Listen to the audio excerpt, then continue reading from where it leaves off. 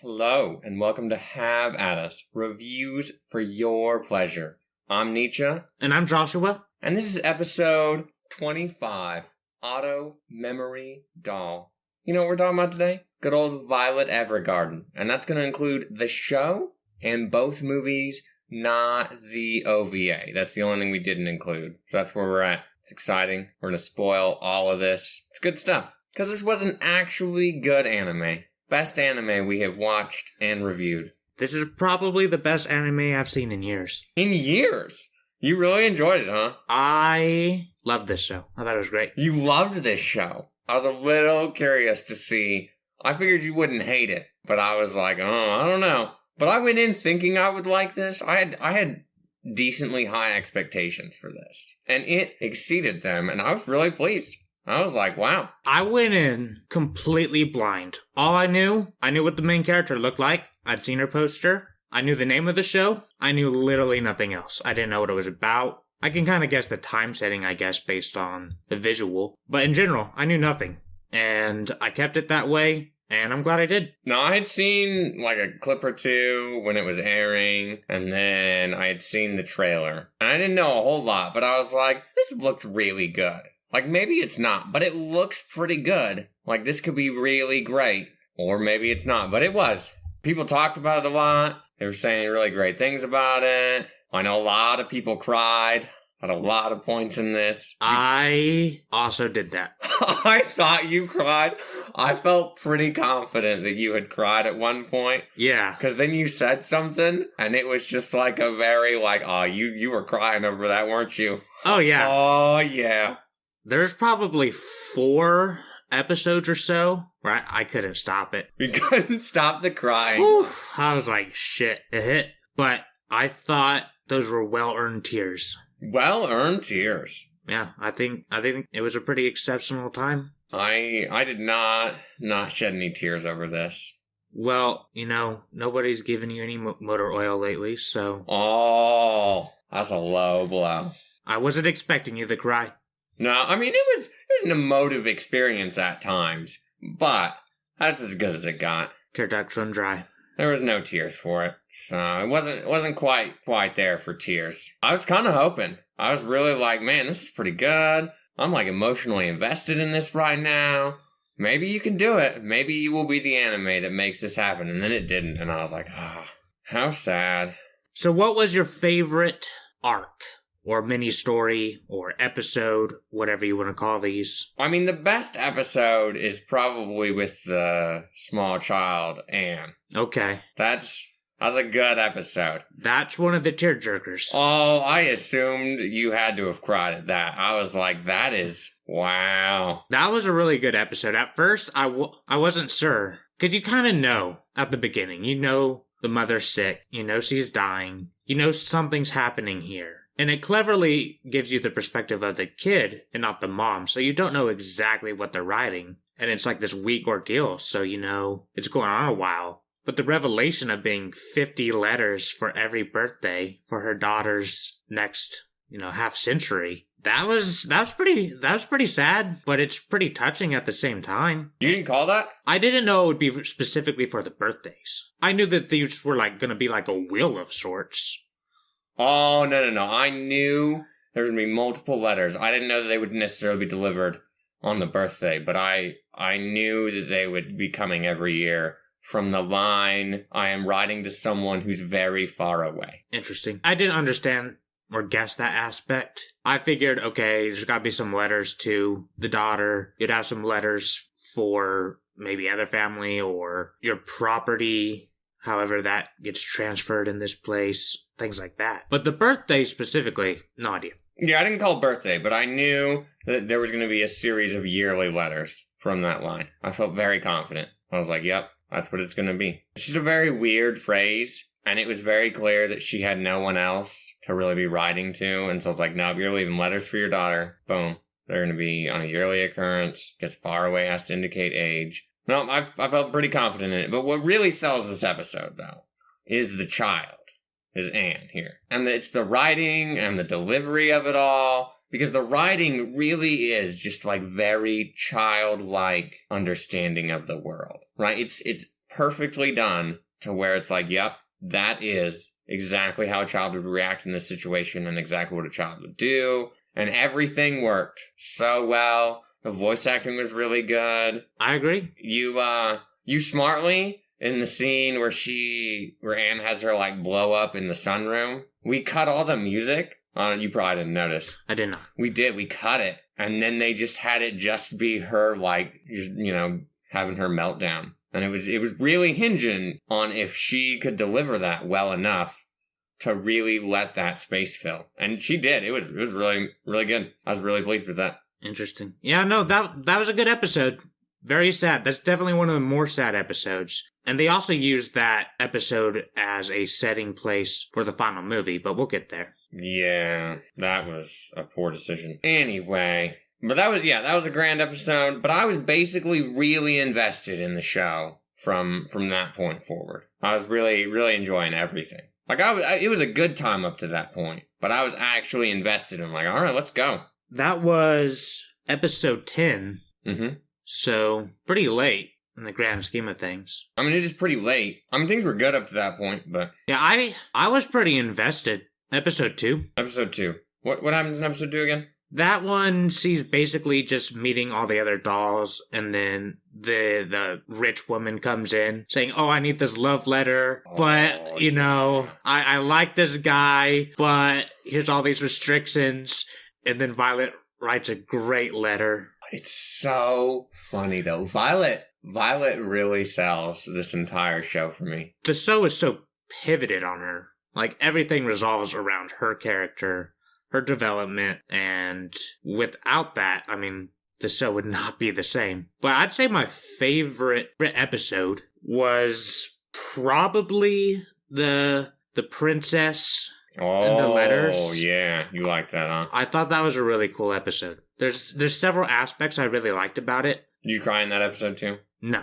You didn't cry in that one, okay. No. I cried more at the sad things. I feel like that could be sad and touching. Like... It's touching, but I didn't feel like I needed to cry. Oh, okay. I mean, I don't cry at things. People tell me they cry at all kinds of things, and I'm like, okay, I don't. Okay. However, I think that episode really shows a lot of different aspects. I really like how they use Catalia to come in from that other side at the end, and you see how they work together to make this happen. And it shows that Violet has progressed a lot to be able to understand that the handwritten personal effect is really important here and kind of back off from her own side. There's a lot of nice development within that. It's just a nice little story. I think the letters are pretty funny. All around, I just think that was a really good episode. It does show a lot of her character growth. It's kind of the first big moment where you really see her take a large step in her understanding of how to write for other people's emotions and let that work and make it happen. But you also get to see her interact with the princess girl, and that's pretty decent. The princess girl is pretty funny. What's her actual name? Her name is Charlotte Belfreda Drossel. I don't know how to say that middle name. Yeah, Charlotte. Good old Charlotte. But Charlotte sells itself pretty well, because she's very, like, yeah, I'm the princess, but I feel kind of trapped, and this is stupid, and I don't want to do this, and... But she does, because she does like this man. But, she didn't like the... Like, she didn't really know anything, and she was having very believable teenage emotional problems, and her handmaiden woman or whatever was really good. I like that she was just like, nope, let's go. We gotta keep moving. This is important. Very dutiful. This is also where we see, I think, Violet's first smile in the show. Oh, I was paying no attention to that. Yeah, I think that was a good episode, but I don't think there's a bad episode. I mean, no, there's no episode where I didn't walk away being like, that was good. That was a good episode. Yeah, it's just all around good. Where did we actually start in this show? Like, what the actual start is? You see a little bit of a flashback of Violet in the war. Oh, no. I guess they're not in the war. You see her getting the pendant, and she says, oh, it's like your eyes. And then it shows her waking up in the hospital bed, and you see that she's, I guess, in rehab of some sort, I'd assume. And now, that opening scene is grand. Grand? Yeah. You know why it's grand? Let's hear it. The animation told me everything about Violet in like 3 seconds. I was thoroughly impressed. What did it tell you? It told me she was a rigid, strict person who didn't have very good social skills. And it's all from the way she walks. She's walked like a really timid individual, and like she was really straight-laced and didn't understand. And then you see the whole scene and you're like, wow, you spent some good time figuring out exactly how this walk should go. Let's be honest here. This whole show, when it comes to animation, is very top quality. It holds up exceptionally well. It's not that old. 2018, so been out a little bit, but this looks better than almost anything that comes out now. I mean, it's well animated. I'm not going to say it's not well animated and they didn't pay attention to a lot of details. Like, they're pretty good. There was a lot of points I was like, oh, I'm glad you remembered. That's an important thing. One of the things that makes me think it's top quality, though, is Violet's arms. You like how they look? I like how they look, but I like how smooth they always work in the animation. Like, it seems like they use a little bit of, like, the 3D CG animation style here and there with it, but it always works.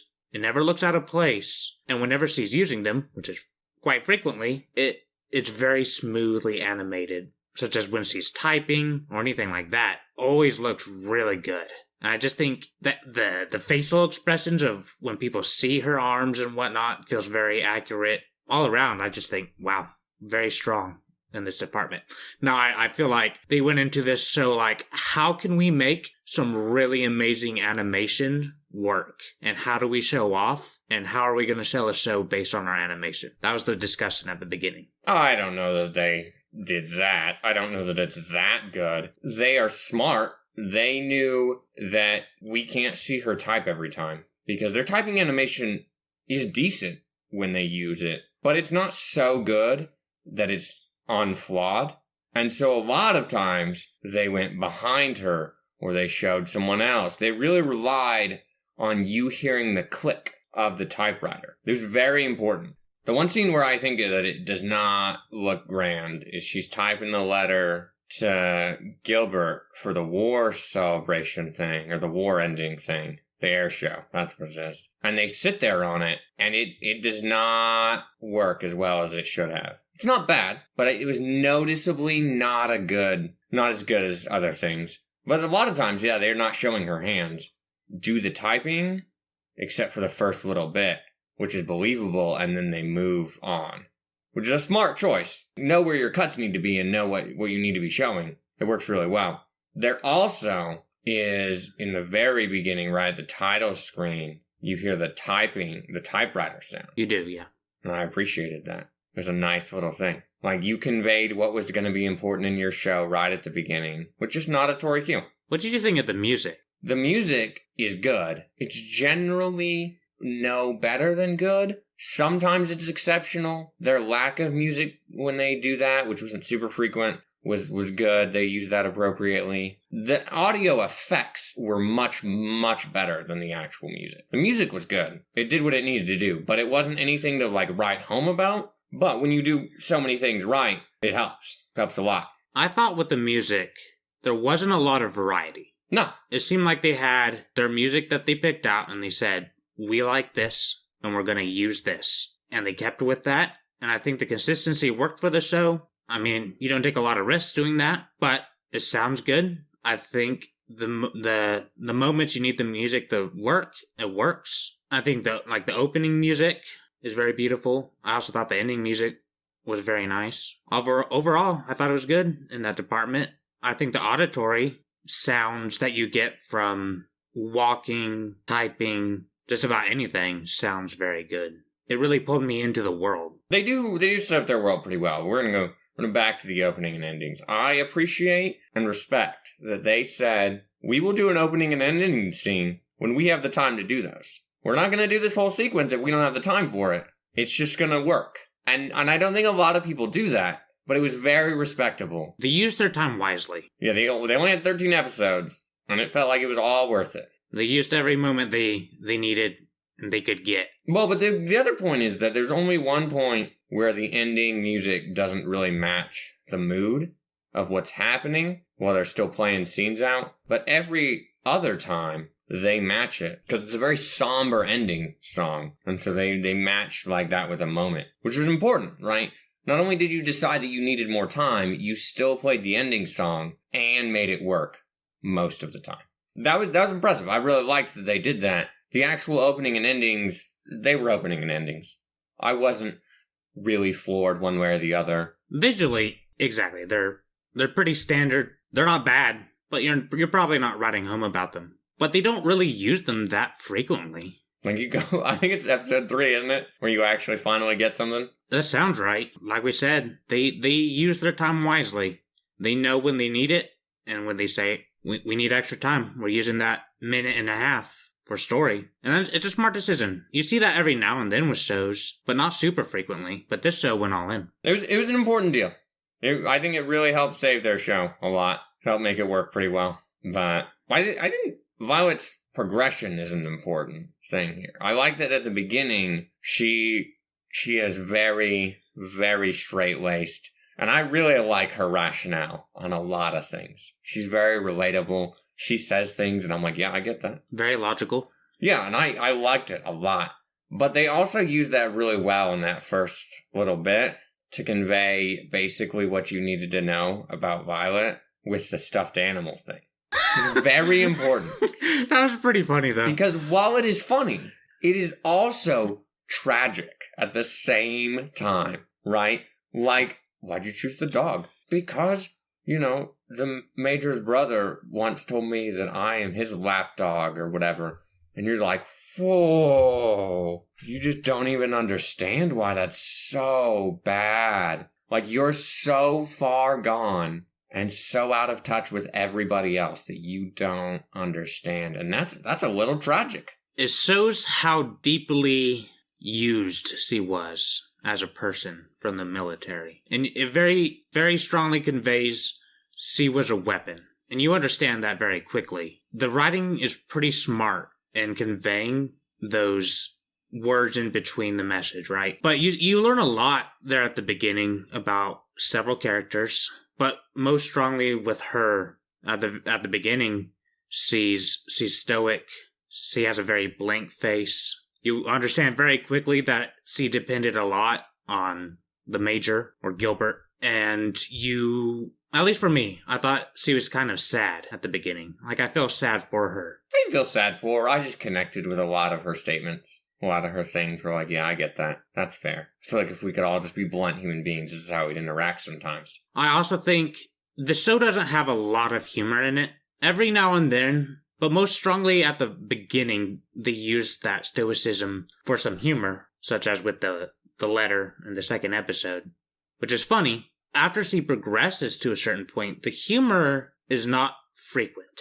Every now and then, they'll put something in that's funny. But this show takes itself pretty seriously. As it should. I agree. Like, the humor is on her, for the most part. But even then, I'm generally laughing because I'm like, yeah, you said the right thing. That's pretty good. Like, laughing because I'm happy she said something that should have been said. Not really because I think it was super funny. It's definitely not supposed to be like a joke. But it's funny because most people probably wouldn't say some of the things she says. And when somebody does come out and say these things, it can be slightly funny. And her lack of understanding adds to that. There's clearly a lot of things she doesn't understand at the beginning. And I enjoy the process of her learning. I was scared at the beginning that we were going to spend the whole 13 episodes just getting to where we're at in like episode 5. I didn't really know how far we would progress or how quickly or cleverly. There was a lot of surprises, really. Oh, I figured she'd progress pretty far. She had to, because she had to meet up with Gilbert, and that required her to actually mature to a pretty heavy point. So you knew at the beginning Gilbert's alive? I knew that he was alive from the moment we said he's MIA. That's when I knew. I was like, okay, I get it. I assumed he was alive already before that, but that's because it's too safe. And I really wish he had been dead. I do. I really wish he had been dead. How they handled that in the movie was was decent. We'll get there, but I really wanted him to be dead. I just think it would have been a smarter choice. That was a major problem I had, because the whole time I was like, yeah, he's alive, okay. That's fine. Now, you do a good enough job with the characters in your show not believing that, and it works, and it's fine, and Violet holds out a lot of hope, and it works, and it sets up some important things. You could have had the same things if he was actually dead. It would have worked. I agree it works if he's dead.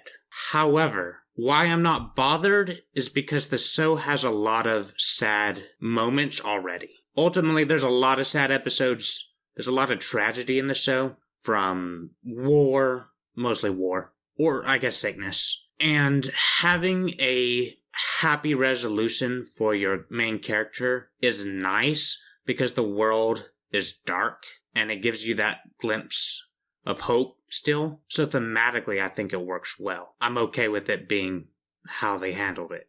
But I understand the value of him being dead would have been just as fine. But I'm okay with it. No, I really want him to be dead. It would have done more for me if he had actually been dead. I would have been very, very pleased with that. But I mean, I felt pretty confident he wasn't dead. The other thing that disappoints me in this show is that I know nothing about how Violet ends up on the ship where she's murdering people. I know nothing about anything from that point back. Like, why was she turned into a tool of war? Wouldn't the other side really want their tool back? I don't know. I don't really understand. How did Defried got out of that nonsense? I don't really get it. How did he, get her to calm down and just go with him? That deal consistently had to come up, and I was just like, please just explain this at some point. And then they never did, and I was really not pleased about that. That's like the largest criticism I have of this whole show. That's a completely valid criticism. I think the angle they were going for is we're restricted on her knowledge. She doesn't seem to remember her own past very well, and she doesn't seem to have a whole lot of details of her own past. So we as the audience don't necessarily need that. However, I do think it would be nice. It's just something that felt like you consistently wanted to go, but you're like, no, not doing it. And I was very curious about it. And I moved on, like in the first few episodes. It's fine. But at some point, I needed to know. And you bring it up frequently, and I really needed it. It was a consistent point where, like, it took me out a little bit. It would have been nice, but I'm not bothered by it. I don't think back and be like, wow, that brings it down. No, I definitely am giving it a lower score than I wanted to give it because I didn't get any resolution on that. It doesn't affect my score at all. My biggest complaint is that we do something we often do in anime, and where we give everything some ridiculous names. Like what? The main city they're in. Leiden? Well, that's its nickname. Uh-huh. Its full name, I spelled it out. I don't know how to say this. No, Leiden shit? Leiden's Schaftlich. Lich is at the end. I don't know if that's supposed to be like some German interpretation. I don't know. I don't know why that's a problem. I'm not even bothered. It's weird to me. I understand it's a fantasy. It's not our real world, although it's clearly based on it in some ways. But they also have like a fake alphabet. I actually really think that was an intelligent decision. It might have been a good decision, especially since you want this to go to several audiences across the world. And if it's universally unknown, then the impact is the same. It's better than having it be Japanese characters. But at the same time, I'd be okay with just that. But the names, we also don't really spend a lot of time showing the continent or these other nations or really going over them. I don't really know that much about the factions. And so when you just start saying these names, I have no idea what we're talking about. It does enough that I wasn't bothered. And we used the rest of our time wisely. It wasn't like, oh, wow, that could have been cool to know. Maybe if you took this crap out, this would be better. I could have known that information. Right? It was like, oh, it's fine. Like, you knew enough that it worked. And a lot of what sells it and wasn't as bothersome to me is we gave times for travel. Yeah, it's about 3 days away, right? That communicates a lot for me, so I don't have to, like, question too many things after that. You've told me it's pretty far away. Okay. Or, it's pretty close. Okay. I really do like when she's like, "Oh, it's 4 days by train." I think that's really cool. It gives a sense of scope to the world. Yeah, and I think that solves my problem of not understanding everything, like, about all these factions and other things, and, like, you did enough that I wasn't questioning it, and so it works for me. What works is that the show is all about Violet. The princess of a nation is interesting, but it's not important to Violet's character. We don't need to know the political intrigue of the nations. We learn a little bit. We learn what started the war, but they're not something we have to focus on. And so that's fine, but that doesn't mean I'm not interested in some of the grander scheme of the world. That's fine. I mean, you can be interested in it, but I wasn't bothered by it. But I do need to return to the alphabet. It's not an important decision because for universality here. It's an important decision because we show the letters very frequently. It's about writing letters, right? And if I can sit there and read it, it ruins the impact when someone else reads it. It also, I can be like, oh, there's not a lot on that letter. And I feel like maybe there should be for what you said was in the letter. But maybe it's just this weird thing, and that's fine. Now, most of the time I didn't think that. Most of the time I felt like it was accurate to how much you said there should be there. It just seemed to be that way. But there was a couple times, I don't remember which times they were, where I went, I don't know about that. Feeling a little gypped. But I can move on, because it's not in a language I know or understand. It's not something that someone can then go like, well, here's what it actually says, right? It's a very intelligent decision.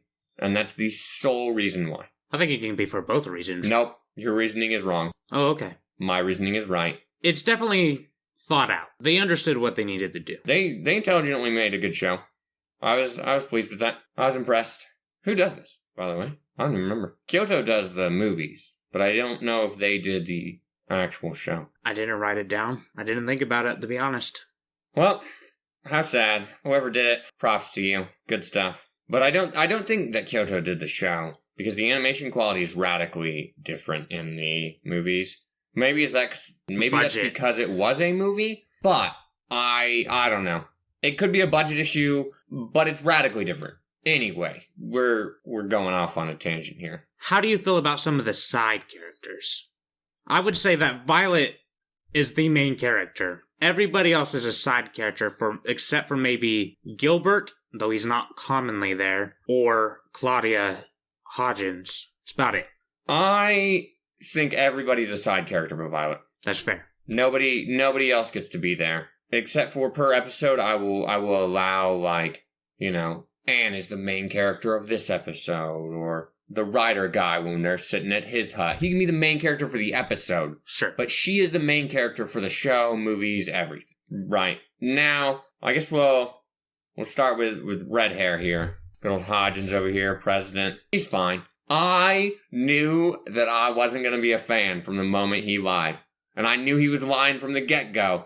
So I immediately was like, well, you might as well just push yourself to the back already, buddy. It doesn't matter what you do from here. You've already screwed up. And I really hated it. I did not like it. No, he's fine because he serves the purpose he needs to serve. But he lies, and that is a big deal to me. I knew that would be your answer. Because as soon as he did lie at the beginning, I'm like, Nietzsche doesn't like this guy. That was my first thought. That's really funny.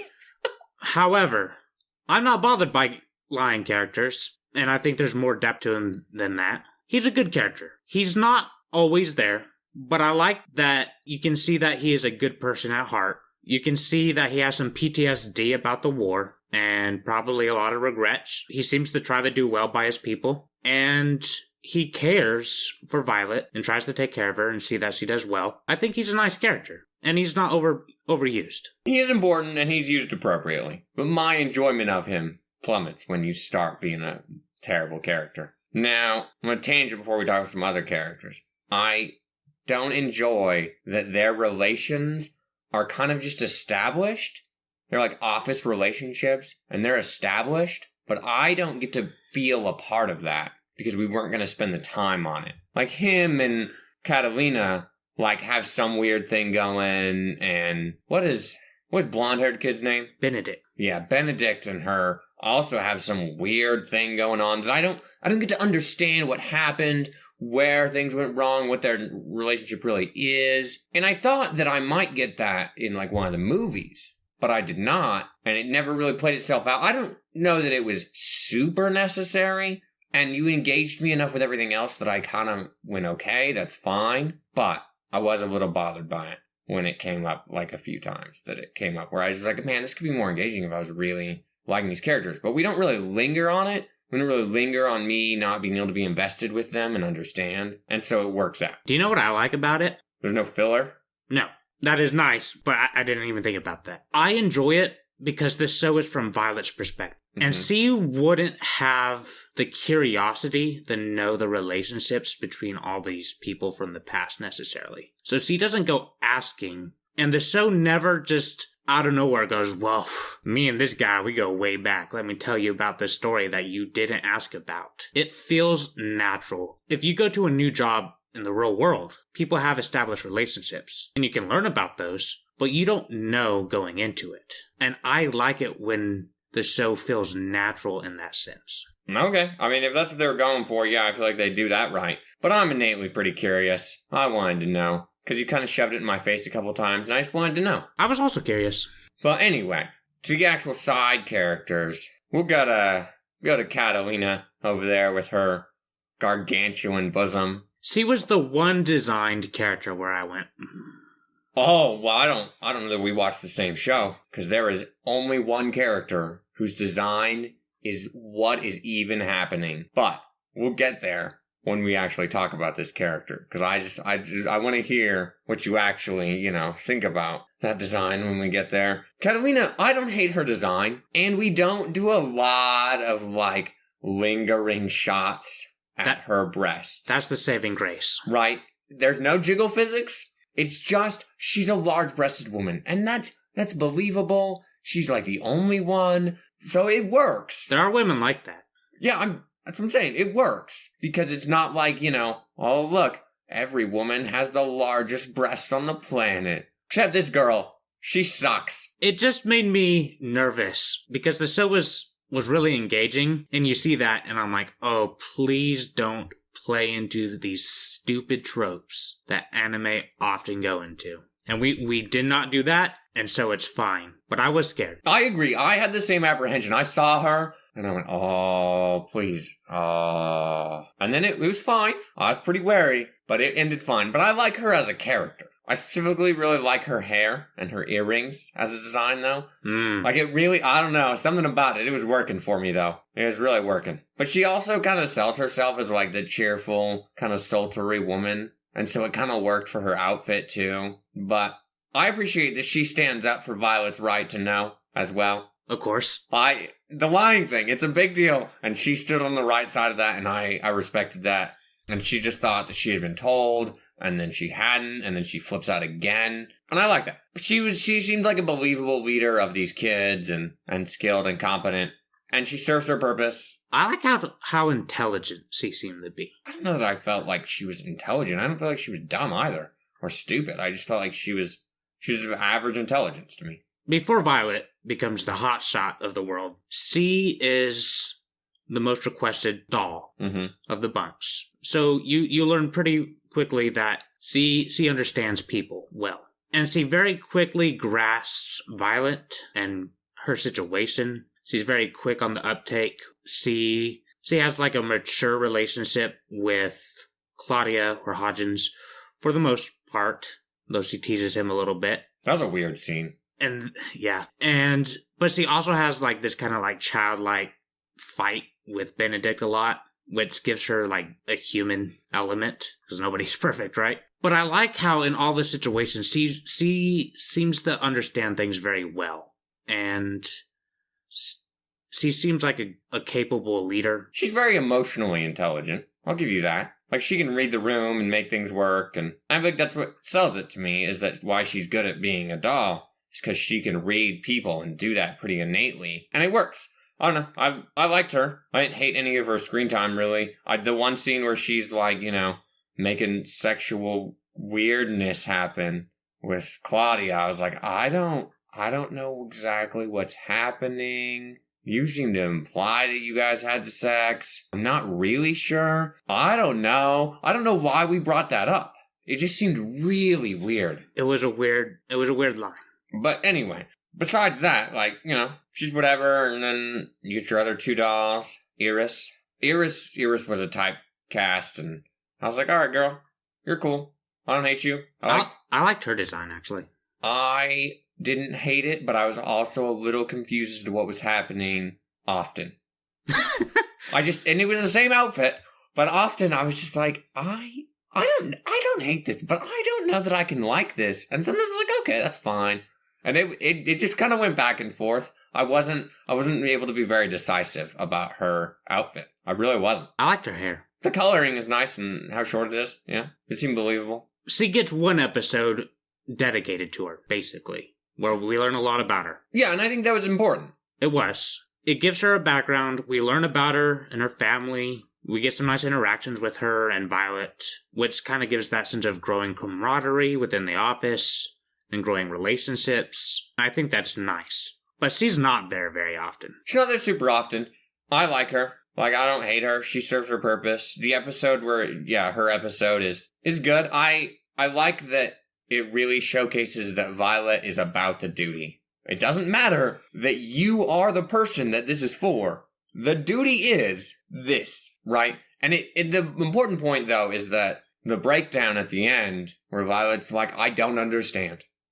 Okay? People say things that they don't mean, and it's just confusing. And I was like, man, girl, have you nailed most of my communication problems with average people? I just don't get it. Just be blunt. Just say what needs to be said, and let's move along. I don't need to play your weird games over here and have to try and, run through the rat maze because you just can't be a normal person who says things.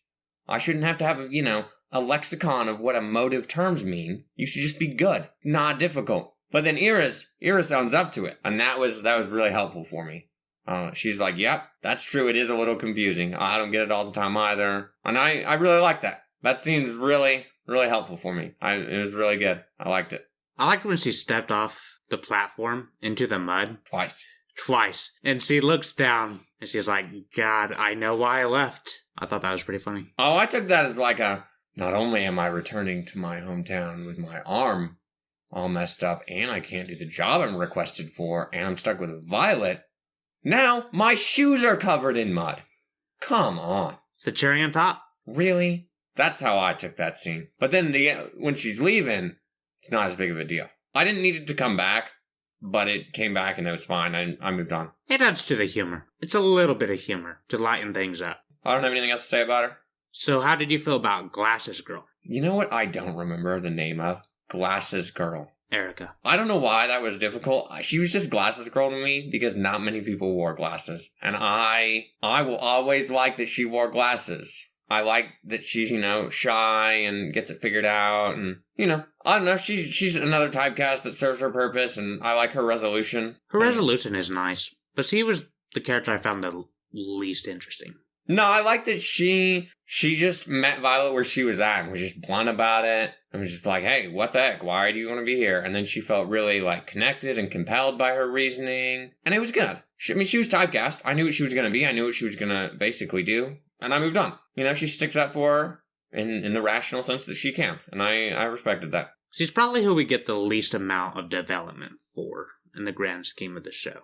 You get development, but it's all very much in one scene. All very much at the festival where she's like, oh yeah, this is what I'm doing and coolness and okay. But that's not even in the show. It's all off screen. Well, it's not even in the direct show, is it? That's in the movie, right? Oh, I suppose you're right. That's what I was saying. It is all off screen too. But I like that tied several things together and worked. Because it ties, the guy and his daughter thing in there. And did you cry at that episode? Yes. Oh, man. I knew where that was going, and I wasn't even emotionally invested in that episode. That was a very predictable episode. But execution is more important than being predictable. Oh. And it's a sad story. Inherently, so... I just like her jump at the end of that episode. The animation there was really nice. It was all really good. It all really worked well together. The timing was really nice. I really liked how we get the umbrella through that, because Parasol. you're correct. It is a parasol. There's a big difference. They are different. Either way, we get that, and that had been in like the promotional pictures of the show, and so it's cool that that's a natural progression of aesthetic for her character. Well, it's also nice that she just always carries it right. She's always got it where she's going, and it's important because it's kind of the first big deal. She, it's her first big outing, and she's, off on her own doing this thing, and she really makes a pretty breakthrough deal with this guy. And the alcohol thing, pretty funny. She's like, nope. The rules are, we will function this way. I don't care.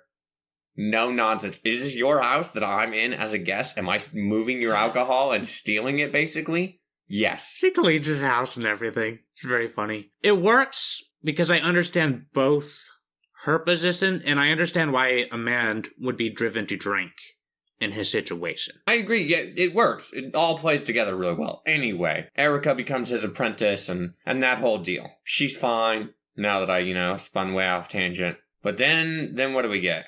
We get Benedict. We'll go to Benedict. Eggs Benedict is my favorite way to eat an egg. I don't even know why you said that. Because that's all I ever think when I hear this name. Okay. All right. You're naming your firstborn child Benedict. Got it. Correct. What do you think about him? Let's hear it.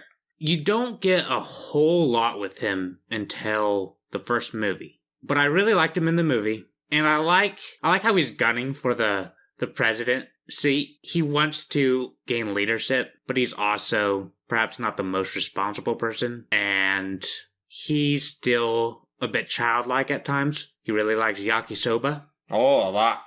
Very important to him. But I think it works. I think he's a nice character that fits with the cast. And he's not used enough to become annoying. You know what I really hated about him? His hair. Nope. His boots. His dang boots. I did not understand. I was so confused. And we showed them like 4 times. But the first time was good enough for me to always remember. And every time I saw him, I just went, what is going on with you? Why? This is stupid. I hated it. It was really bad. The back of his shirt is also weird. Oh, it's got his whole design. I could not take it. I did not understand him. It was a weird design, but Yeah. I'm okay with that. Nope. Mm-mm. It was fine. I hated it. I absolutely hated his design. It's fine from the portrait look. That's fine. But from everywhere else, nope. It was not good. And I wasn't having it. Him as a character, though, he's serviceable. Yeah, he basically just what you said. Yeah, he's there. He does his thing. I don't really feel like his attitude thing is very believable. I don't really understand why all the, women are against him. He seems like kind of a suave guy, and he just can't get the women. And I'm like, okay, whatever, I don't care. Because they're clever enough to know what he's on about. With the boots. Uh-huh. I do like that there is a moment where wearing those gives him some pain. Is there? There is. I'm trying to remember what moment it is, actually. But there's a moment where he ends up hurting his leg a little bit from wearing the boots. Because he has to, run or something. And it didn't work very well for him. But I don't remember the context. I just remember that happening. I'm like, oh, that's kind of neat. Nope, not. Oh, no, he does get injured. That's right. Because he was walking around too much in his shoes or so. Oh, I don't know. There's some lame reason, and I don't remember what the actual purpose served. I don't really care. He was there. That's fine. Whatever. Yeah, Dietrich or whatever. Dietfried, yeah. the captain. I liked his progression, and I also like his story use. I like that at the beginning, he's not really at the beginning, but his introduction was about the middle of the show, but he is a mean jerk.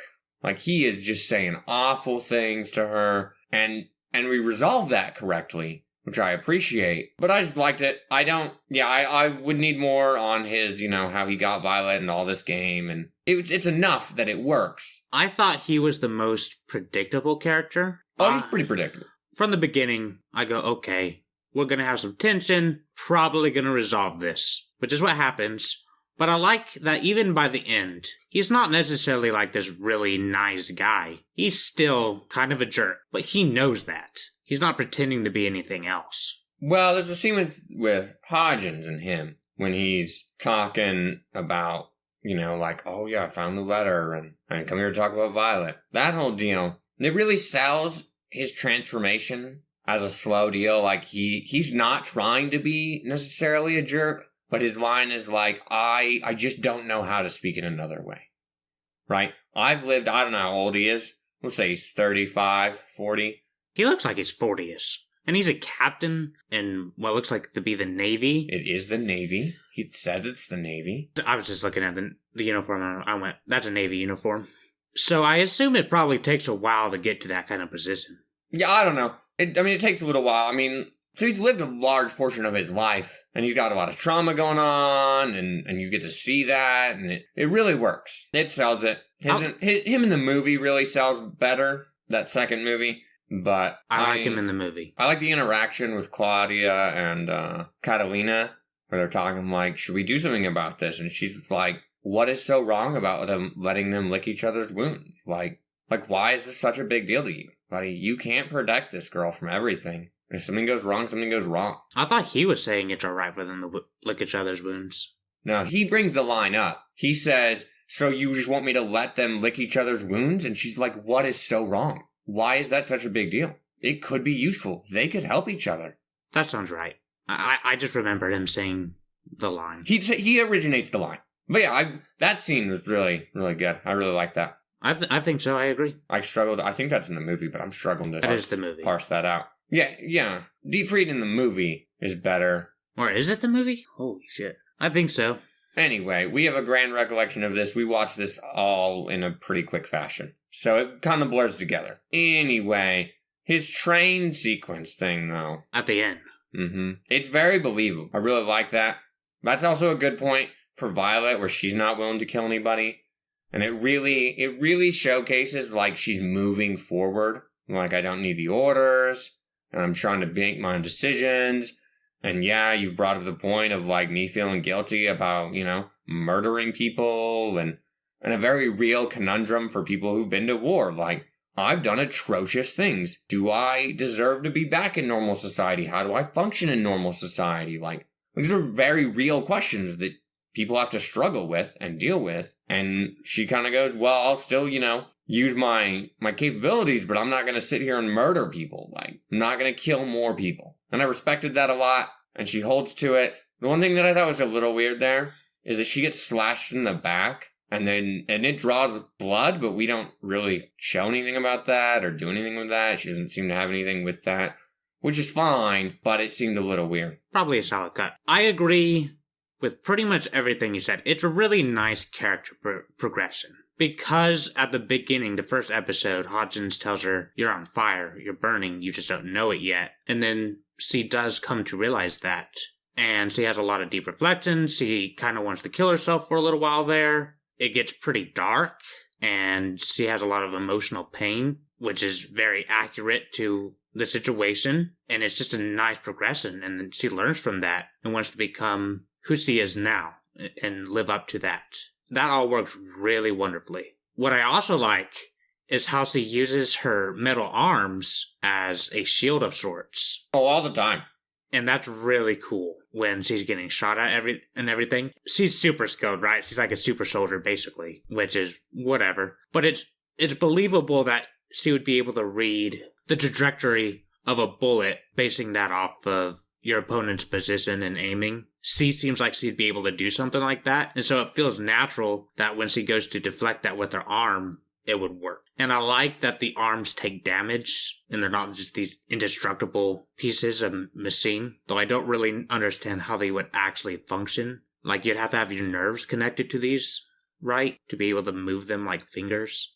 Some signal has to be going to them, yes. So that seems a little advanced. But she has to, like, open them up and work on them, and that sells that they're a little janky. Right.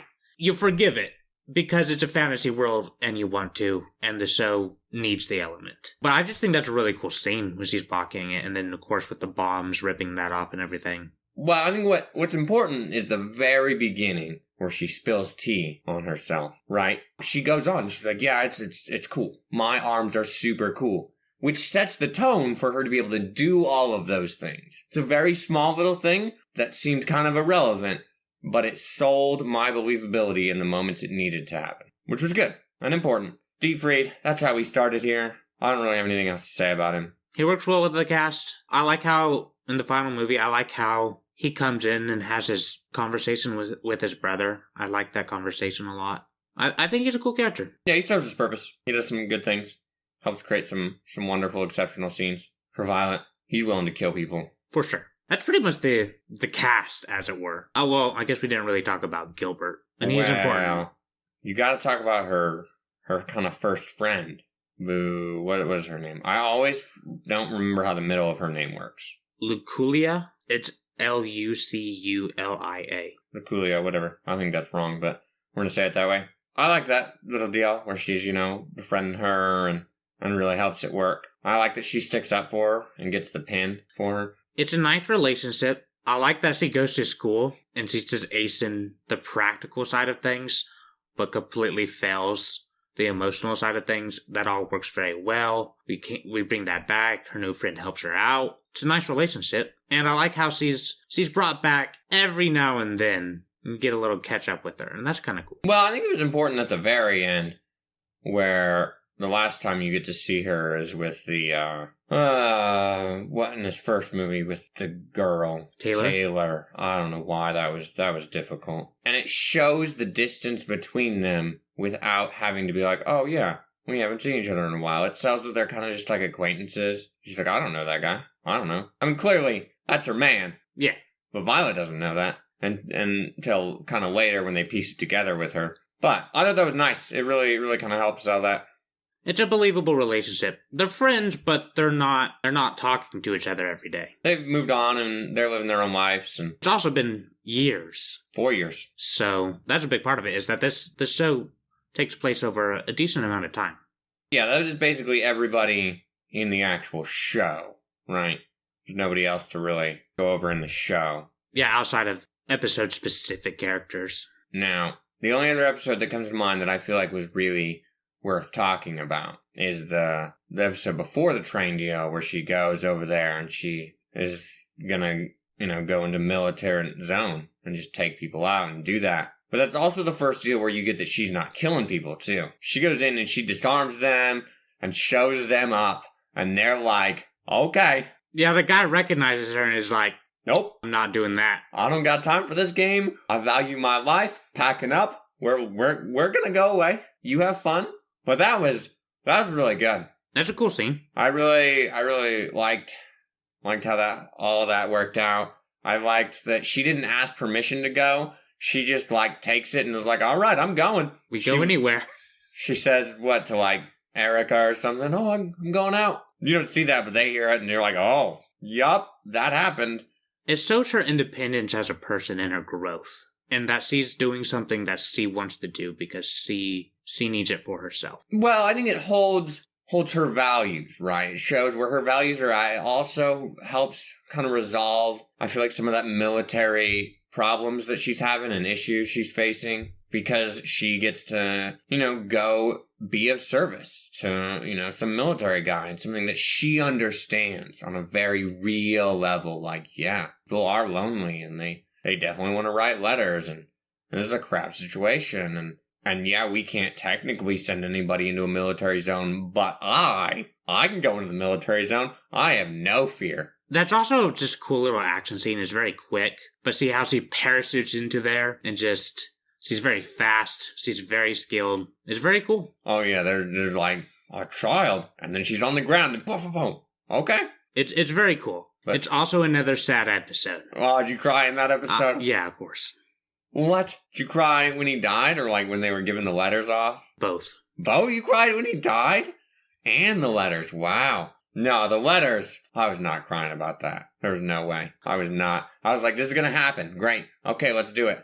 Part of it is when characters cry, I'm inclined to cry with them. And so something like that, where it would be so emotionally moving, you can just assume I probably am. Unless I was going to say unless I dislike characters, but that's not even true. Because there's characters that I don't like, and I'll still cry when they die. Just because somebody else finds it sad. Okay. It's weird. That is what it is. It's weird. No, the scene where she is comforting him in his dying wishes and she's, memorizing his words to write the letters and stuff is... That's cool. I was like, oh, yeah. Girl, this is actually pretty sad. Like, you went all the way out here, you defended this guy, you're really trying to save him, which makes her crying very believable at the end. Mm-hmm. Where they're like, oh, you're such a hero, like, you did the right thing, and she's like, no, I didn't save this kid. Like, the standard is perfection, and I didn't make it. Like, and then they comfort her, and they have a whole little scene. And it's nice. It's what I thought was going to happen, though. So I was like, okay, let's go. Yeah, it's, that's what's happening. Is again, it's execution. It's really well done. I appreciate that they have actual tears, and it's not just like streams down their faces. It's like actual like teardrops, and they go down, and it sells that the crying is more real. It's an important touch. How did you feel about the crying sound, the acting of it? It's fine. Because there's a lot of crying in the show. It's fine.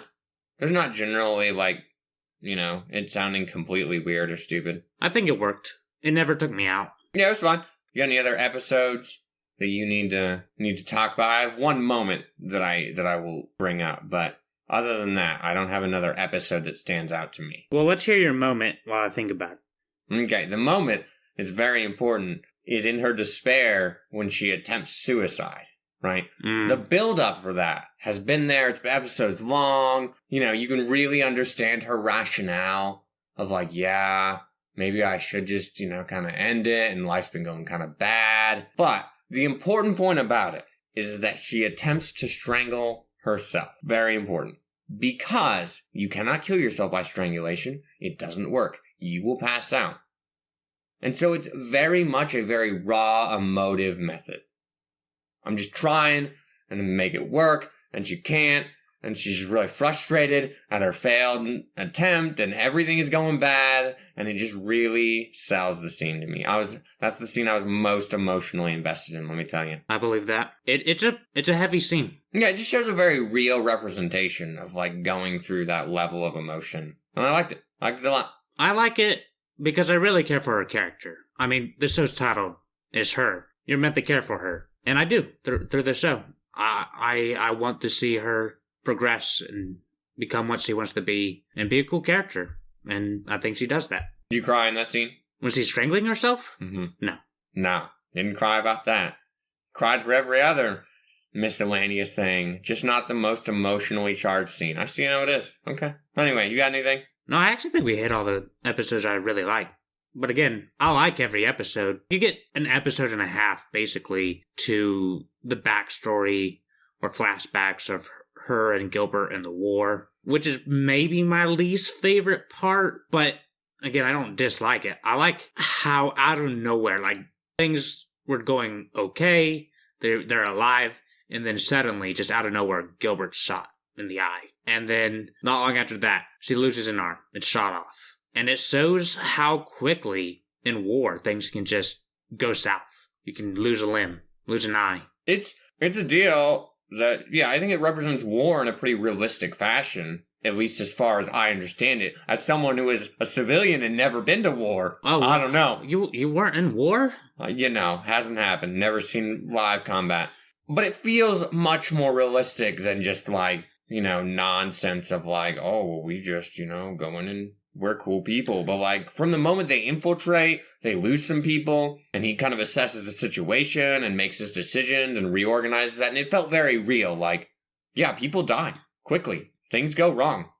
Now, I didn't need the repeat of the stair scene about 40 times. With very little variation. Just give me the full scene and we never need to see it again. Like, I'm fine if you want to play a little bit of mystery intrigue and we come back to it. That's fine. But please, we saw it too many times. I like her. It shows her devotion, though. Where she's like, nope, I'm not leaving you. I will carry you by my teeth.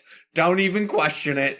But she gets him up a little bit. That's very cool, yeah. And that was nice. It loses its effect the fifth time you see it, but... I agree. I'd forgotten how often that was. It bothered me in moment, but reflecting back, I didn't really think about it as a problem. It is a problem, but it's pretty minor. I'll give you that. The other scene we saw a little bit too much is the tent scene, but the payoff on the tent scene is better. So, they're about to go into the final battle, and she's in his tent. I agree. I was more bothered by their very initial meeting, where his brother is like, here's this weapon. That I feel like we see a lot, but I wasn't that intrigued by that scene.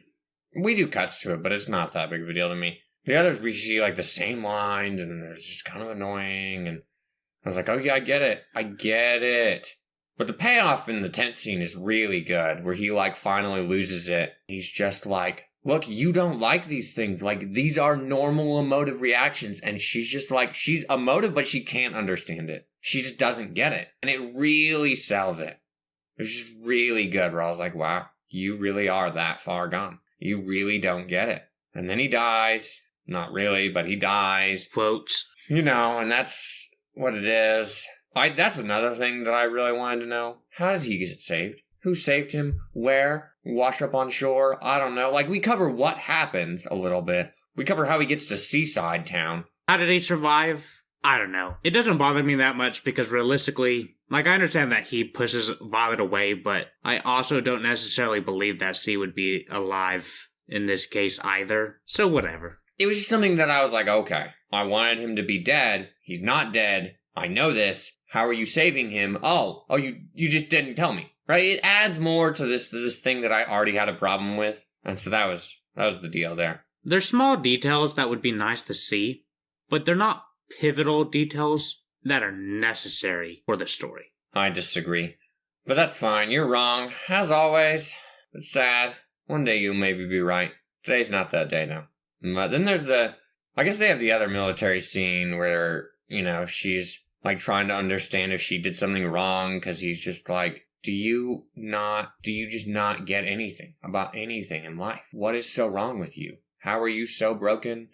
And it really starts to sell his regret, which is important for the movie. You had to sell that he regretted a lot of how he handled this for that movie. But before we get to the second movie, we'll talk about the first movie. You know anything else to say about the show? No, I think we can move on. Okay. Now, the most important point about this movie. Are you ready? Do you know what I'm about to say? Well, you had something to say about the character design earlier. I don't know if we touched on that. Oh, the bad design? Yeah. The bad design is Benedict. Okay, so we solved that. I wasn't sure that was the worst design. Oh, it's definitely the worst design. But the best design is my good friend, Amy Bartlett. That's the best design. The best design. Is it the glasses? It's 100% the glasses and the purple hair. Mm-hmm. The purple hair was really selling it for me. It was really good. I really liked her design. I liked her character a whole lot. You know what I associated with her or sympathized with her about? What? The coughing. Sadly enough, I get that. The audience doesn't get that because I take all of your coughs out. Yeah, to be clear, I've been coughing for over 2 months now. Every day. It doesn't stop. So I felt compelled by that. It's mildly frustrating when I'm editing and then you cough in the edit and then you cough in real life and you're just like, what is happening right now?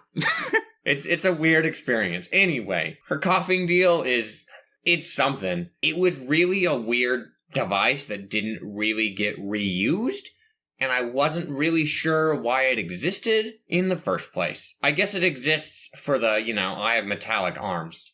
That's what it exists for. Which is fine. I like that that's a scene where someone hits the arm, and then it's just kind of like, oh. They didn't see it first. They hit it, and they're like, oh. But she understood that something was wrong. Oh, I just hit a solid piece of metal. That was pretty painful. It also spontaneously stops her cough scene, and I was like, okay, I guess. I don't know.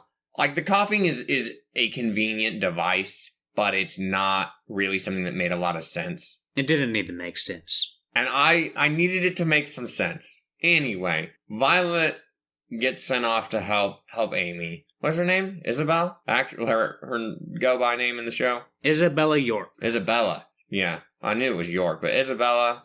That makes sense. It kind of shows how far Violet has progressed. She can go teach these people how to behave like a lady and do this, and she really learned a lot. But Isabella over there is just like, I don't care. I don't want to deal with this. I'm just sad and depressed, and life is not going great. It sold it. It worked. I believed her character very well. What was interesting about this movie is that it's like 2 episodes. It's like a 2-part episode that are a little bit longer stuck into a movie. Mm-hmm. And I like the format of the movie. It's interesting. I like how it has like this time skip. You see some progression with the new characters that are introduced. The new characters are decent, and I don't know that I'm in love with the design like you are, but I'm not bothered by it either. But there's some cool scenes with her being in the boarding school. I like how she has like 6 books on her head. It's pretty funny. Violet, yeah.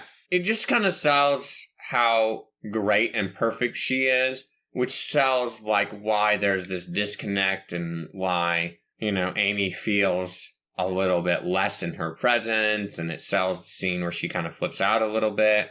It's like, I'm not you, I can't do perfection and be cool, like, I'm not. And Violet's response to that is really good. Violet and her having a good little relationship really works for me. It is nice. She kind of finds herself a little friend, and that's decent. I like that. I like how they're friends and they stay in touch, but they drift apart over time, because that is the most relatable experience I feel like you can have with friends that are when you grow apart. I don't know. I mean, we've been friends for forever. I didn't really have many other... I had like a friend through elementary school, and then we drifted apart in middle school. But that was more like the awkwardness of middle school, not like real life happened. And very different, yeah. And the only other friend I have, we met in college, and we're still doing all right, being good friends. I don't know. I mean, I've kept the circle pretty small. Anyway, not overly relevant. I don't connect with that.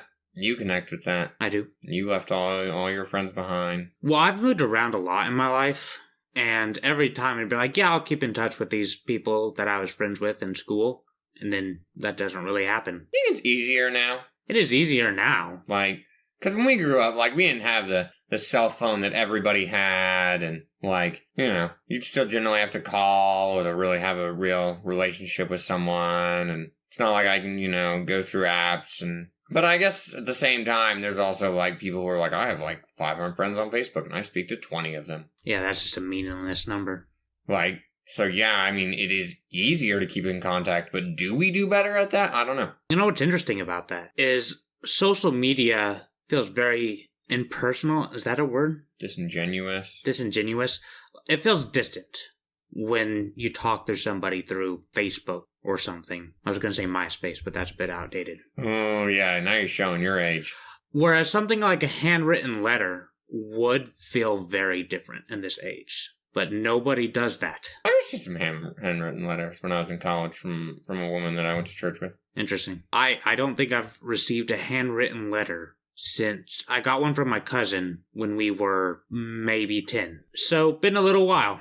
I don't know. I don't feel any better or worse about it, honestly. I do think they are quite different. I feel very distant from writing in social apps anyway.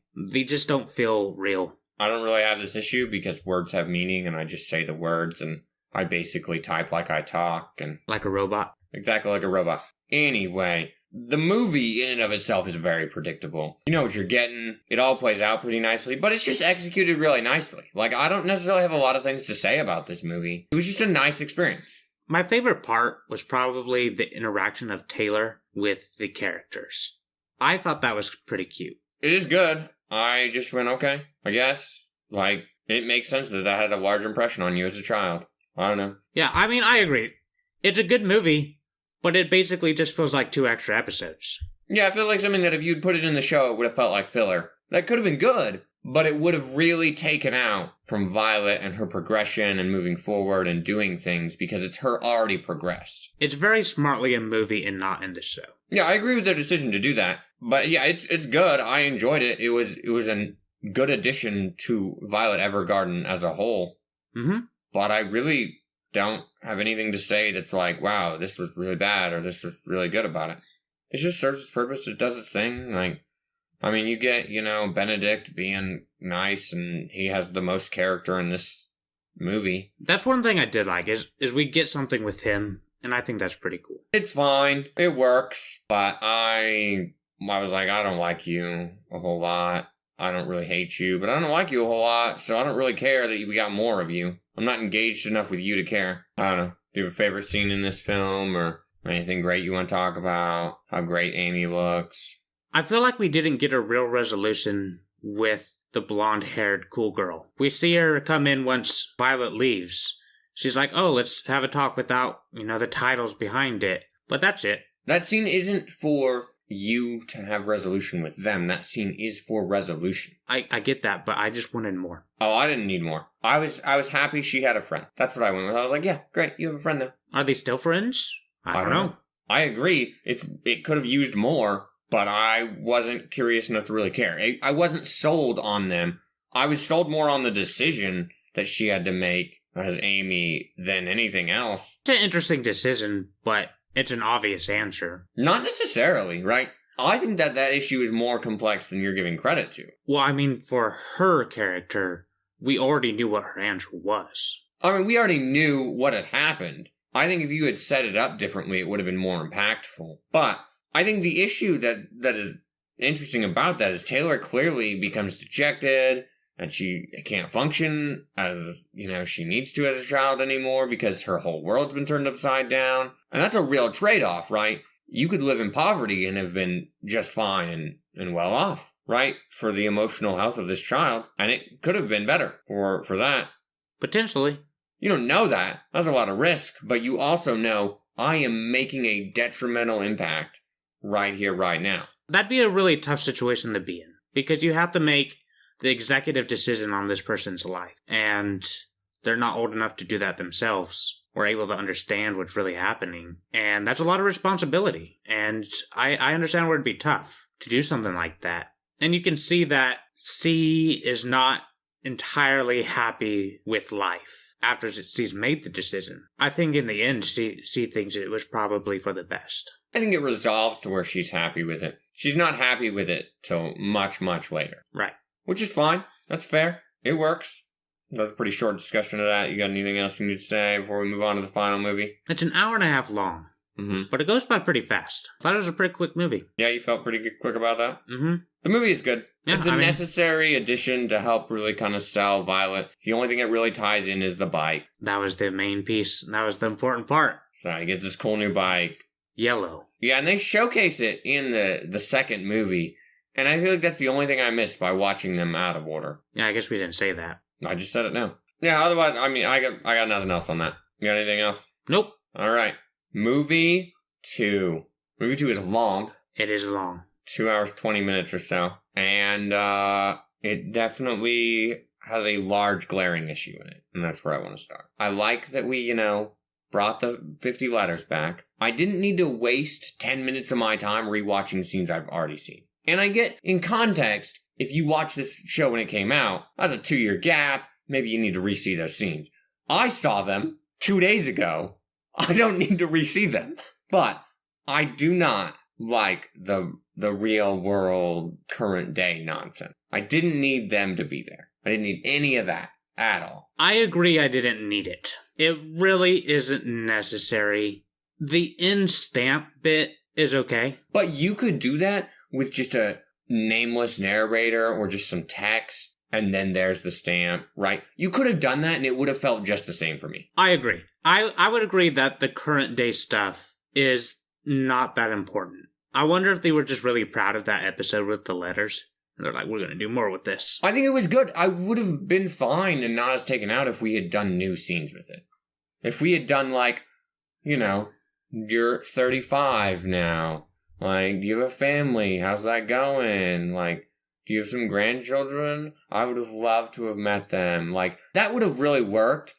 Or seen the, 50th letter.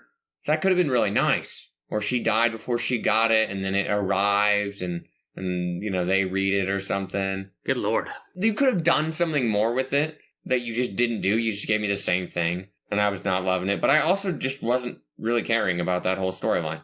Thematically, all 3 storylines here work. They tie in together well enough. They all thematically are basically the same thing, and it really works, and it sells itself, but... The saving grace, as it were, is that there's not that much of it. The beginning is a little long, but the interstitial part is pretty short. It's really short, and it doesn't come into play super often, and that's fine. I still was I didn't need this. I mean, you could have dropped this down to probably just 2 hours by cutting out all of that. For sure. And I think it would have felt better. It wasn't a bad movie by any stretch, but it deals with, a plot line that I didn't really feel like I needed or wanted. Now, you handle it in about the best way you possibly could have handled it, which is fair to you, but... I probably would have been bothered less if I hadn't watched, because we watched both that episode and this movie in the same day. Yeah, so we watched the final 6 episodes and this movie all in one stretch. Right, so that's the biggest problem, and I don't want that situation to color or create a bias against it, but I do think it was a little like, oh, I literally just saw this scene, and now I'm seeing it again. Okay. My deal is that it just wasn't necessary for the movie to function and flow. It just wasn't necessary. I agree. I'm more bothered by the repeat scenes because, yeah, I just saw them, but in the end, I still wouldn't have wanted it. I still wouldn't have wanted that. It's fair. But then the next story you get is what? Eurus or whatever? Is that his name? Did you forget this kid? He wasn't on the list of characters to write down? He wasn't on the list of characters. His name is Eurus. I'm probably wrong. We're going to move on. That sounds right. But Eurus over there and his dying deal, and I like that storyline. I think that worked really well. I thought, do we need another goddamn tearjerker? What? Did you cry about that? Yeah, of course I did. How did you cry about that? Because he dies in front of his parents and brother. You know he's going to die. It doesn't matter. It's just sad. Like, from this introduction, you know he's going to die. He says it himself. He's like, yeah, I'm going to die. And, you know, he's a champ for taking it so well, and that makes him a pretty cool character, but it's still sad. Oh, no, it was not. It was just not. It was believable. I liked all the scenes with that. They worked really well. I like that Violet can't be there at the end. I really respect that. That makes it even more sad. No. It makes it respectable. Because she's always been there. She's the perfectionist girl. She does everything right. And now she has to deal with the well, I am dejected and sad. And now I failed. I can't do this. And she's trying to, just act the emotive way out, which is uncharacteristic for her. Normally she can be rational about it, but they have to be rational to her, and they're like, it's a 3-day trip. You can't make it. You will not get there. Settle down. We're going to make this work. And they make it work, and that's really nice, and I like that they, make it all function and work together. The one thing that I was a little confused about is, if I just missed something where we showcased how cool their relationship was with his friend. Oh, I have the same problem. I just felt really disconnected from that. And I wasn't sure if I had missed something. I got his little brother and his friend in my mind were the same character. Yeah, that was the problem. Yeah, that's what happened with me, and then I'm like, oh, okay, I see. Oh well, it still worked. It's still a good scene. It works, and it's nice. I just felt like an idiot. No, I just felt a little disconnected and moved on. But I think it plays itself out really well. They run the phone line, and you have to have the resolution of, the radio tower is going to put us all out of business. There's not going to be a reason for this anymore. But it has its function, right? It redeems itself. It shows, this can be really useful. The nice thing is that a handwritten letter is never truly out of fashion. It can always have a piece. It can, but we don't generally do a whole lot of that at this point in this day and age. But we can bring it back. We could, but I'm not going to because my handwriting is garbage. And that is a literal it's not even worth most people's time. It's literally how we met, is arguing how bad our handwriting was. And that mine was worse, and I won that argument, I'd like to point out. That's true. And here we are today, me being the righteous, right person here. All the time. Like you to know that. Anyway, but that scene is interspersed really well, where she, helps him out and does that, and they connect really well. The thumbs up thing, that's pretty funny. That is super funny. And then there's the I really hate that people do all these things. She's like, I will attempt to eliminate all of those things from my interactions with you. And I'm like, that easy, huh? All right. I'm glad. I like that. And it works out pretty well. Oh, no, I don't have a lot else to say on the Eurus storyline there. Neither do I. It was just because I knew I would end up crying from it, and I was like, God damn it. I've already cried 4 times. Do I need this to happen again? All right, here we go. Nope. I wasn't even emotionally invested in that. I was emotionally invested in her having to make the decision, her having to accept the reality and the rest of what was happening. But other than that, no. But the important storyline, the Violet Evergarden storyline, is they track down Gilbert. I wasn't in love with how that happened, but I was like, whatever. This is convenient. It works. We're going to make this work. And I was really kind of down on how they were going to handle this whole thing. I was like, can we just get there and move on? Like, I don't think this is going to be good. I think I'm going to be disappointed with how you resolve all this, and it's not going to work well. Now, that's not true. They did a good job. So you were surprised? I was surprised by how well they handled that, yeah. Well, that's good. I thought we were going to kind of, be like, oh, you've met Gilbert, there's a little bit of conflict, and alright, everything's fine. But they get it figured out, the children come in, and they tell her all about him. So she's really excited, and it's a whole deal, and then he meets him, and he has this whole scene, and I was like, oh, yeah, this is a very real reaction to how people will react to things, and it really showcases that he still has that regret that he showed in the show, and he's not able to deal with it. That's believable, though. Yeah, that's what I'm saying. It really is a very believable point. It's very believable that in your depressed state that you just start to push people away. And he's lost an arm too, and an eye, so we're looking pretty good. Yeah, his loss of an arm associated with, like, he's really fast, and him, like, running down the hill. Oh my god. I get the dramatic effect. I get it. And I get that, yeah, children are impressed by, being able to run fast. He lost an arm, though. Do we understand how much that impedes his ability to run? Have you seen Naruto, bro? You can do whatever you want. Okay. Whatever. That was a detail that I just didn't need. I really didn't need it. But that's fine. Whatever. It's not that important. His believable reaction to things. And him just stoically going about it. Like, it's not a decision he wants to make necessarily, but he knows that he thinks it's the right decision. He knows that, like, no, her life is better, she's attained this status, and I'm gonna go ruin that. And it really sells how, like, depressed he has become about the whole thing. The scene where they're talking through the door, and it's raining. One, the rain looks really good there, I think. But this movie clearly had a lot of budget, and probably took a lot of work to get some of the visuals in this film. That being said, that scene, I think, hits pretty hard. Because it's a frustrating scene, and she clearly wants a good reunion with this guy. But you already saw earlier in the film that she was nervous. Yeah, it sold that. And even here, like, she's nervous and that would be a really hard reunion to face in reality. And it wouldn't necessarily be like, oh, I see you, and then you'd run up and hug each other, which would have been bad, I think. And instead you get this confrontation that he doesn't really want to have. He doesn't really actually want any interaction with her at all. And she doesn't take it well, understandably. It's sad, but it's realistic. And personally, I want things to turn out well for everybody. And even for, like, Hodgins, right? It's sad because he's also friends with this guy, and it's probably not the reunion you'd want, but there's also this sense of, like, he's taking care of Violet, and so it's kind of sad for him, and there's just a lot of emotions at play in something like that. But she respects his want for space, right? She's mature enough to go, just because I want this relationship doesn't mean it can happen, right?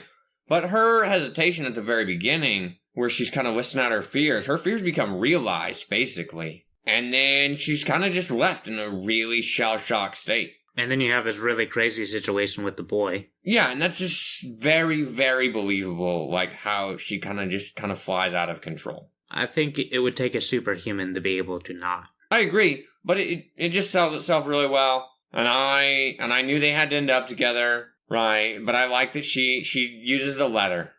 She's like, make sure he gets the letter, right? Of course. That's the whole theme of the show. Right, and it really, really works. Her letter, really good. Oh, yeah. Really good. She understood what his problems were, and she said all the things she needed to say. She's like, I get that you think that you should regret this because you, like, screwed my life, but I don't view it as you screwed my life. It's really important. And then we finally have the line repeated back to him because you knew it had to happen. And I was like, oh, yes. It felt so rewarding. It's a good scene. It's also where his brother's there and they get their little reunion. Yeah, I didn't care about them. Oh, I did. I mean, I care about basically all the relationships there on the island. the culmination of all that coming together is really good. It sold really well.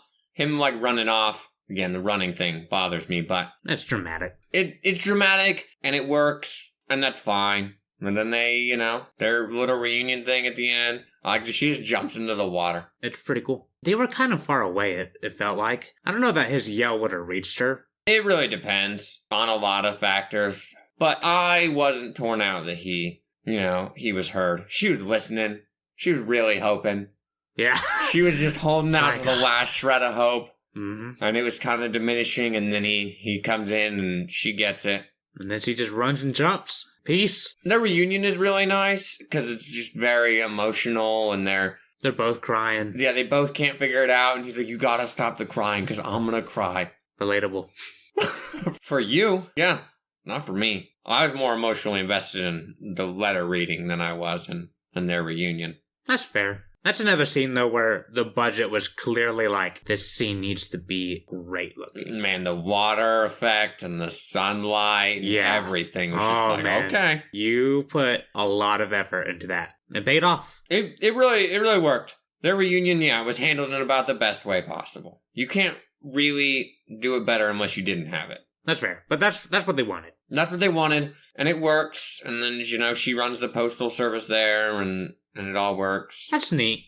It's believable. I can believe her as a character, that after her growth and, like, her popularity skyrocketing, I could see her going and living on this island because that's important to her. Well, it sells it as the theme of, like, what's her goal, right?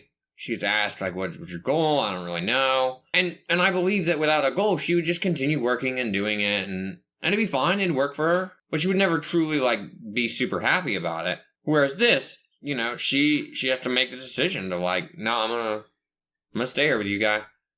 And I don't think she would be bothered by losing the fame and all of that. No, not at all. She would just disappear. Now, I still think, like, there's clearly a possibility that you could still interact every now and then. You could visit the shore and go and see your friends or keep up with whoever. So it's not like it's truly this, you're committed to never seeing anybody ever again. No, but you're committed to giving up your career to go, fulfill your dream of being with this guy. That's an important relationship to her that clearly she cares about a lot in her life. And for pretty good reason, I'd say. And so I think it pays off nicely. And then that's where I think the stamp coming in at the end is good. It's a cool stamp with the purple, and it shows her with her suitcase and parasol. And I think it's a touching end. It's good. It sells itself exactly how it should have been. She, has to be an adult about it and be like, okay, well, I'll respect your boundaries. And is committed to that. And, he had to end up with her, clearly. That would have been a real interesting move to just be like, nope. They respected her boundaries, and she never saw him again. I almost thought they might. I didn't believe it, but if they had done it, like, I almost would have respected it, but that would have been just, I don't need that kind of sadness. No, I wouldn't have respected that. If he was dead, that'd be fine. But you don't bring him back to just cause tragedy. That'd be rough. That's you for tragedy's sake. Like, why? True. That's one thing. I'm generally not a big fan of sad stories. I think you know that about me. Mm-hmm. So a show like this could very easily rub me very wrong, and I would not enjoy it. But the execution is very high, and none of the tragedy feels unbelievable or super forced, because it's a time where medicine wouldn't be super advanced unless, prosthetics. They figured that out pretty well. But medicine's not advanced to where we are now, so naturally people would die of unfortunate diseases, and war is always a tragedy. And so all these things create a sad world and a sad time. And so it fits the world very well. And it all plays nicely, but that's also kind of why I like the happy ending for Violet, is because it's not all just a tragedy. There's still some nice things. And you get things like the princess story, right, which is a nice story and isn't really tragic in any way. So I'm glad that I walked away from the show liking it so much, because I very easily could have hated it. That's fair. No, the show basically just does a lot of things right. Very few things were done poorly or wrong, and I basically already listed all of them. The one thing that I feel the need to comment about that was super right, is really good, is the sounds for her arm movement. Mm, Very important. the metallic-y. Clunky sound, her hitting things or touching things had a different sound than if other people touched them. It was very important that they nailed that in the audio department, and they did, and it was really great. I was very happy about that. But basically all their sound effects were pretty spot on and wonderful, which sells it. When you're, an auditory person, you don't have to do a lot right for me to be pretty actively engaged, and you did it. Yeah, clearly the production was on point. Yeah, they knew what they wanted to do, and they made it work. And I was very, very pleased with this show and the movies. It ends strongly, and can't ask for more than that. You got anything else you need to say about this movie or anything else in this property? Can't wait for the sequel, you know what I'm saying? No sequels. No, I hope they never do in a sequel or anything like that. I think you don't need it. It works well. It's not super long, but 13 episodes, OVA, and 2 movies is pretty lengthy in itself. It adds up. They told the story they needed to tell, and they made it work. Yeah, no, I'm satisfied. This is a good show. All right, well, it's been a pleasure. We both had a lot of pleasure watching this. We hope you had a lot of pleasure watching this, or if you watch it, I really hope you have a lot of pleasure watching this. But now, it is time for you to have at us. Tell us how much you love the show, because nobody hated this show. But if you did hate it, I'm real interested to hear what you hate about this. But we need you to like, comment, subscribe, share this, do all the things that you know you need to do. I'm also going to need you to go to your grandfather's attic, pull out that typewriter, and get to writing some letters. Spread the word. Maybe reunite with some of your family. You don't have to do that, but maybe you could do so. Make sure you include that we, nudged you in the right direction. It's a suggestion from us. We helped you out. You could send us a letter, too. You could send us a letter if we, had a P.O. box set up for that. Just write down the name of our show. It'll reach us eventually. All mail must be delivered, right? They'll track us down. I don't think that people are as dedicated as Benedict. What are you giving this? I'm gonna give this a very high 9.5. I'm giving this an 8.5 out of 10. Have at us.